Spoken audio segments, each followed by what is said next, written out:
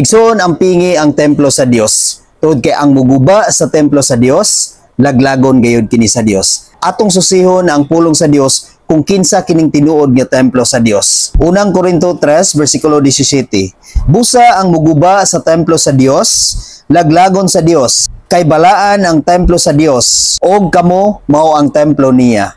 Igsoon kita di ay ang tinuod nga templo sa Dios. Og dili ka ng templo nga atong gisimbahan karon. Tungod kay kanang templo nga atong gisimbahan karon, kanang tigumanan nga atong gisimbahan karon, building lang kana siya igsoon. Apan ang tinuod nga templo sa Dios, kita nga iyang katawhan. Busa igsoon ang pingi kanang templo sa Dios nga naa kanimo. Ug ayaw gayud kana guba.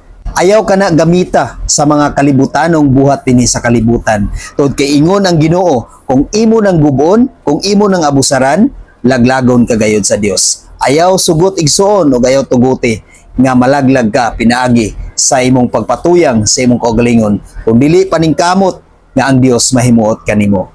Amen? God bless sa tanan.